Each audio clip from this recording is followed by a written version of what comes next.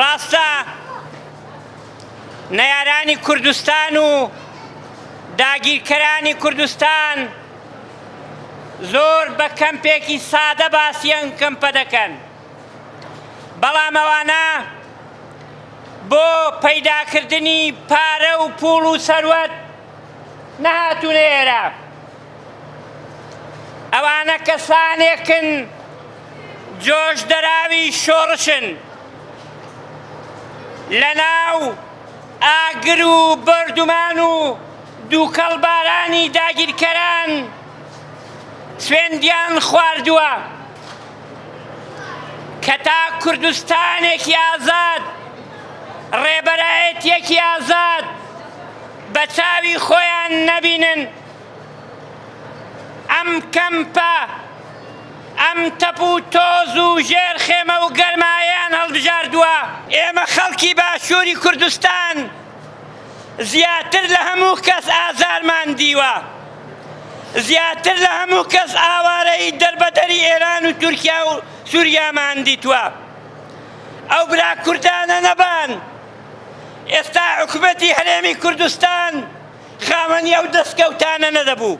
ئێمە وەکو ژنان لە باشووری کوردستاندا، ئێمە وەکو کەمپینێک، ئێمە پشتیوانی لە کەمپی شەهید ڕۆستەم جوودی دەکەین کەوا ئەو کەمپێکە وەکو لینیگراد چۆن چواردەورەی گیرە بە هەموو ئیرادەیەکەوە ئێمە وەکو ژنان پشتیوانی لەو خوشکانە دەکەین، لەو ژنانە دەکەین کە ئەوەمڕۆ لە بازگەکاندا لەسەر ڕێی مەخمور لە مانگرتندان بۆ ئەوەی ئەو گەماڕۆیە سەر کەمپی شەهید ڕۆستەم بشکێنرێت، پێویستە بە ئیرادەی گەل بشکێنرێت و داوا لە حکومەتی هەرێمی کوردستانش دەکەین بیرێک لەوە بکاتەوە کە چۆن ڕیفراندۆم کە دروست بوو بە هەمان شێوە هەر سێ دەوڵەتی تورکیا، ئێران، عێراق بوونە یەک.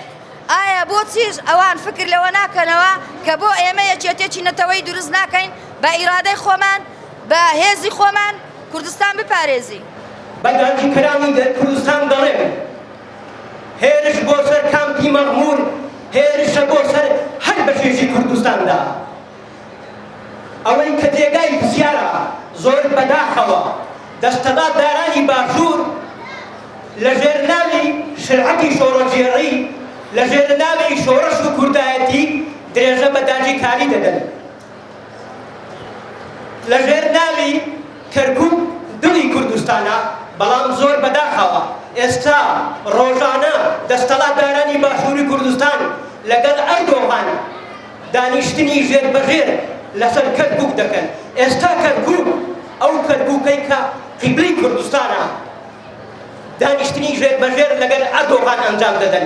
ئێستا کەرکووک بریتیە لە دەیان بنکەی سەربازی بۆ هەڤاڵانی گەریلا، بۆ شۆڕەجێڕانی گەریلا کە بەرخودان دەکەن. قەندیل تاجی سەرمانە، گەریلا سەروەرمانە، ئاپۆژیان ڕێبەرمانە، نەتەمای لە ئیمرالی وەک قەندیل بە پێوەمای ژیانی سەختت بەڕێ کرد، نەتەوەت سەرفراز کرد، گویا گورجی دەستی گەل بۆ سەری داگیرکەران، ئاپۆ ڕێبەرێ کوردان.